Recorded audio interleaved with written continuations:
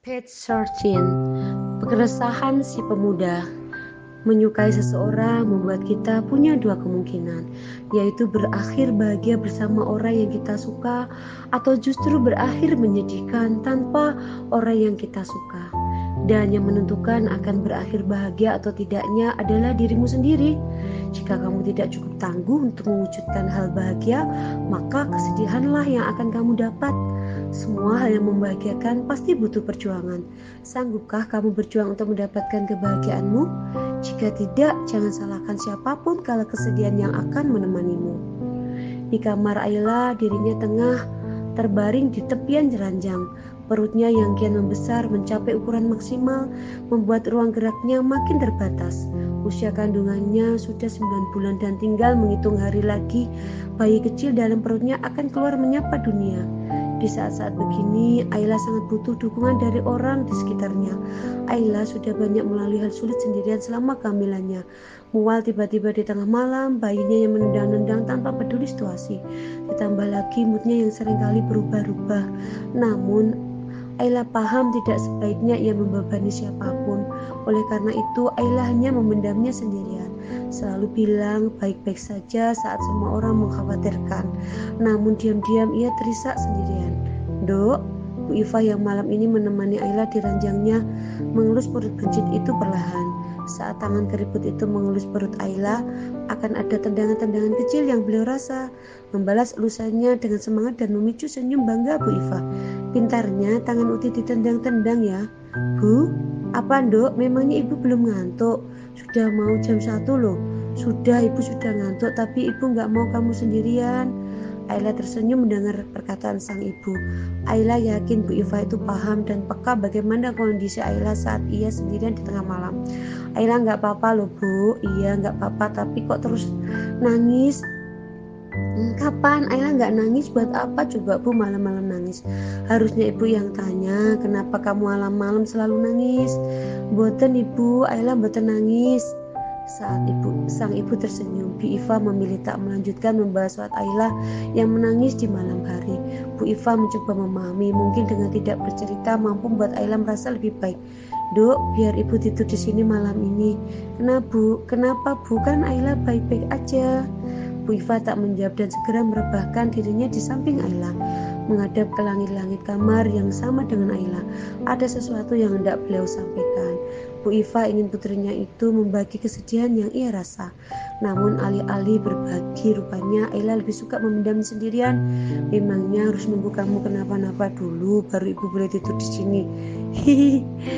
Ayla merapatkan tubuhnya pada Bu Iva. Ayla memang tak ingin membagi sedihnya dengan orang lain, apalagi ibunya. Ayla hanya tak ingin orang lain ikut terbebani masalahnya. Tapi percayalah, Ayla itu sebenarnya rapuh. Ia juga ingin seseorang memahaminya, namun di sisi lain ia menutup dirinya. Do, Ibu mau tanya, nggih Bu, akhir-akhir ini kamu ngobrol sama siapa? Ngobrol Bu, ya sama Rate, Ibu, Bapak, Win, dan anak-anak. Ya seperti biasanya Bu, kenapa? Sudah itu saja, nggak ada yang lain. Maksud Ibu nggak cuma yang bicara secara langsung sama kamu yang lewat handphone, mungkin lewat handphone ya. Ada Bu teman-teman Ayla, kenapa Ibu? Nggak apa-apa, Ibu cuma mau ngobrol sama kamu.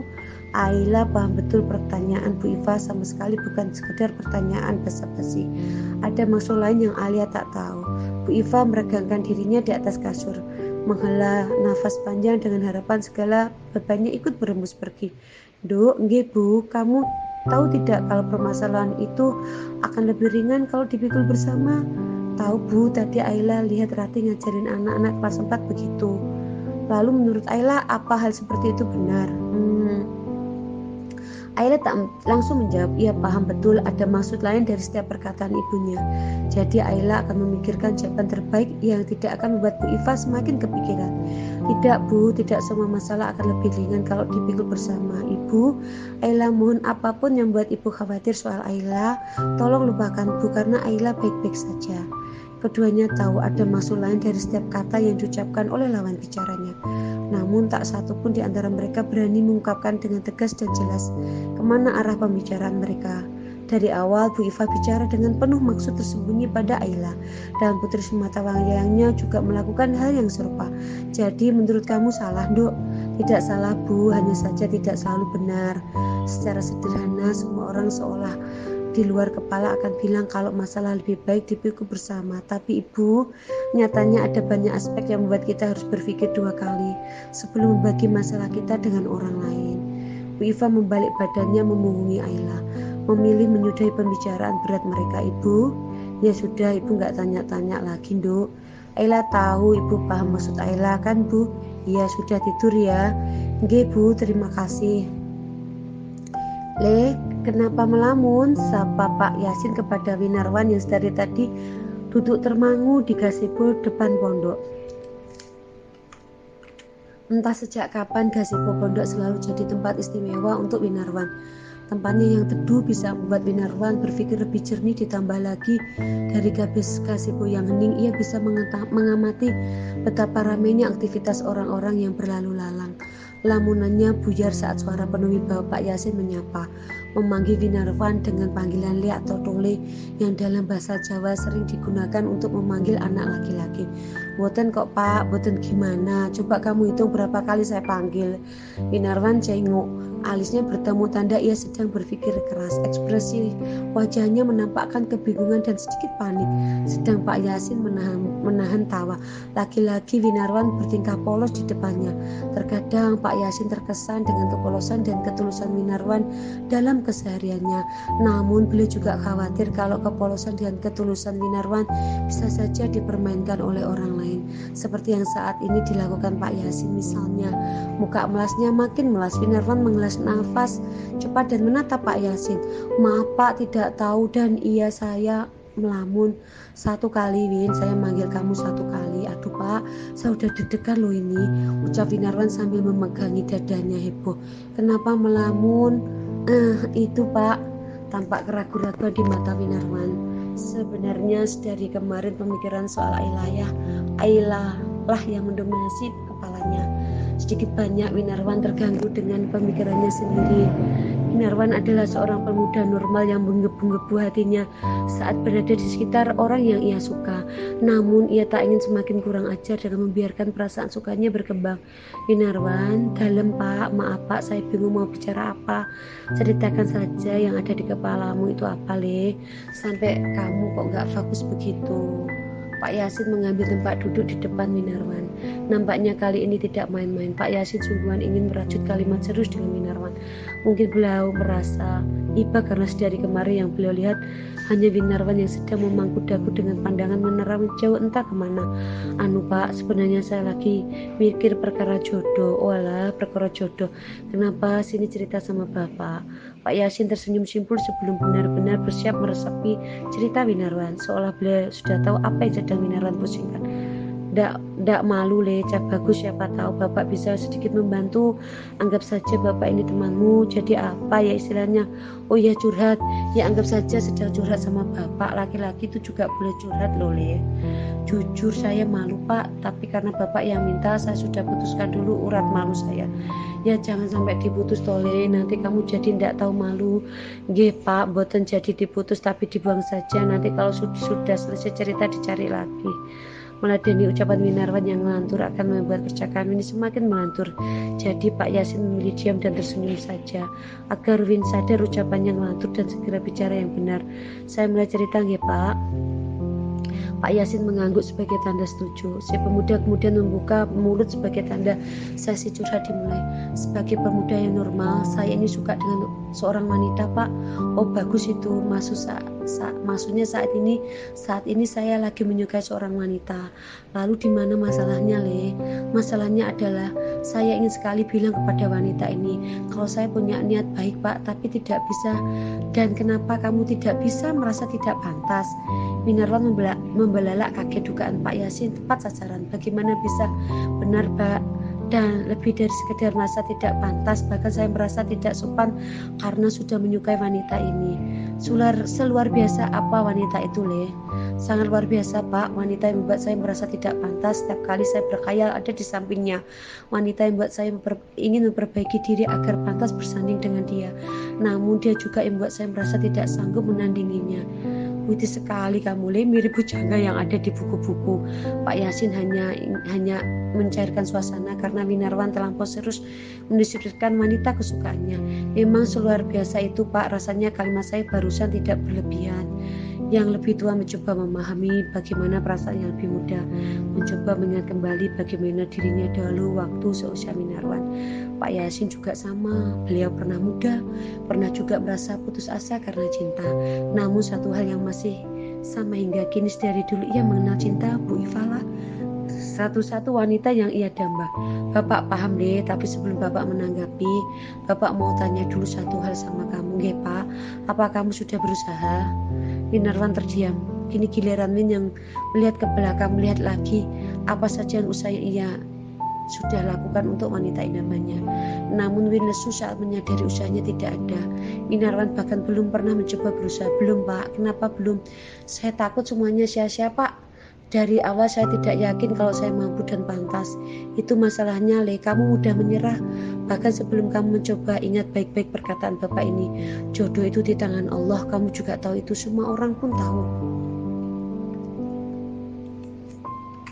Nggih Pak, kalau kamu tahu jodoh itu di tangan Allah, maka yang perlu kamu lakukan itu usaha, cukup berusaha, sisanya baru Allah yang ngatur.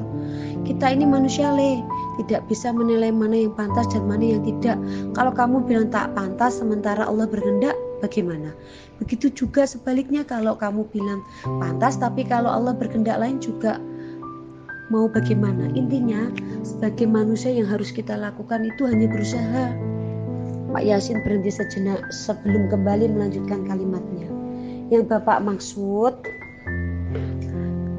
berusaha itu ya berusaha memperbaiki dulu loh ya, bukan berusaha mendekat ke sewanita itu. Sebenarnya Bapak bangga karena kamu paham batasan-batasan terhadap lawan jenismu, dan Bapak harap kamu juga paham yang harus kamu lakukan ke depannya, mana yang boleh dan mana yang tidak boleh. Kamu harus paham loh ya. Winarwan hanya mengangguk sebagai balasan.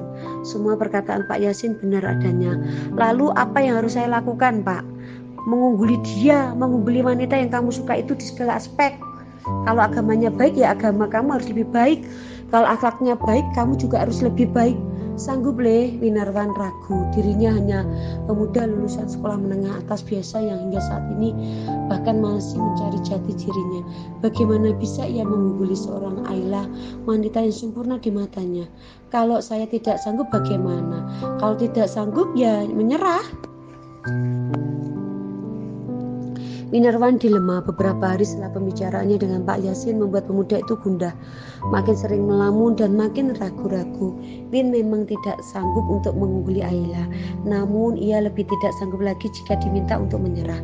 Wan, dalam Mbak Rate, kenapa Wan? Ngelamun terus, kamu itu sudah selesai belum? Rate menunjuk ke arah tumpukan kertas di meja Winarwan. Sedari pagi ia dan Winarwan menghabiskan waktu merekap data para santri. Namun sejak pagi juga Winarwan lebih banyak melamun daripada berisik seperti biasanya. Sudah kok Mbak, tinggal 2 kelas lagi, nunggu data dulu dari wali kelasnya. Ya sudah, kamu istirahat Wan, cuci muka atau minum dulu sana. Kenapa Mbak, aku kusut ya? Banget Wan, kenapa sih? Kacau isi kepalaku ini, sudah kacau Mbak. Wan, ayo oke? Rati jadi ngeri, omongan Winarwan tak jelas mirip orang sinting. Not oke Mbak, kenapa? Mbak Rati nggak pernah sesek banget di dada karena pengen ngungkapin sesuatu tapi nggak kesampaian. Pernah sih Wan, parah nggak enak banget rasanya. Kenapa lagi ngerasa begitu ya? Ya sudah sih Wan, ungkapin aja apa yang pengen kamu ungkapin mumpung masih sempat ya kan? Mbak Ratih tahu apa yang aku maksud. Enggak sih, tapi kasihan banget kamu kusut. Jadi ya udah, sok paham aja. Menurut Mbak iya atau enggak nih? Iya aja kali Wan. Yakin Mbak? Yakin, udah iya aja pokoknya. Ya udah, makasih ya Mbak. Bagaimana bisa 2 orang ini ngobrol ngalor gitu tanpa tahu apa objek pembicaraan mereka? Ya hanya Winarwan dan Ratih yang bisa, karena mereka mirip, mereka sama-sama tidak jelas. Kalau kata orang masa kini mereka itu sefrekuensi. Bermodal perkataan Ratih sebagai motivator sesatnya, Winarwan menuju kelas di mana Ayla tengah mengajar. padahal perutnya sudah sangat besar. Waktu kelahiran anaknya tinggal menunggu hari. Namun Ayla masih kukuh untuk tetap mengajar agar tidak bosan dan malas-malasan katanya. Padahal sudah jadi hak Ayla untuk tetap berbaring dengan tenang di masa-masa kelahirannya. Winarwan mengamati Ayla dari kaca jendela luar kelas.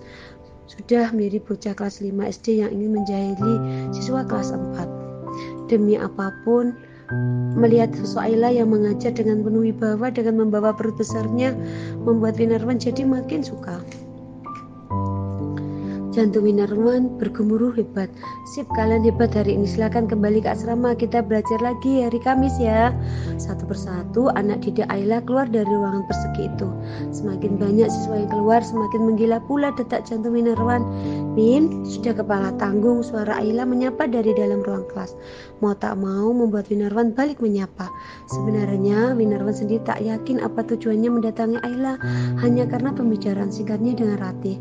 Winarwan merasa seseorang mendukungnya untuk mengambil sebuah langkah. Padahal Ratih sendiri tak paham kemana arah pembicaraan Winarwan tadi. Winarwan sadar dirinya terlalu lama berpikir hingga membuat Ayla bingung. Winarwan mendekat ke arah Ayla, berdiri di ambang pintu untuk melihat wanita itu. Tampak begitu anggun dan bersahaja, membuat Win makin minder saja. Iya mbak, cari siapa kamu di sini? Cari Mbak Ayah. Biarkan saja, jika menunggu dirinya pantas, Winarwan tidak tahu lagi akan seberapa lama ia menunggu. Kalau memang ia akan ditolak, setidaknya tidak akan terlalu sakit karena rasa sukanya belum terlalu besar. Semakin lama Win menunda, maka semakin takut ia akan rasa sakitnya. Maka biarkan saja pemuda ini berusaha. Walah, kirain cari siapa? Ada apa, Win? Aku mau bilang sesuatu ke Mbak Ayah. Oh tidak, Win, kalimatmu itu terlalu pasaran untuk memulai sebuah pernyataan cinta. Pasaran sudah umum digunakan muda-mudi di luar sana. Sekarang iya mbak, sekarang. Kayaknya penting banget, Win, sampai grogi gitu. Langsung aja, kenapa? Mbak, aku jujur, mungkin ini akan terdengar sangat kurang ajar, tapi memang begini kenyataan. Aku mau Mbak Ayah tahu kalau aku kalimat yang udah Winarwan siapkan runtuh seketika. Di depannya Ayla meringis kesakitan, memegangi perut dan cairan bening mengalir dari balik dress coklatnya. Mbak Ayah kenapa? Ayla kontraksi.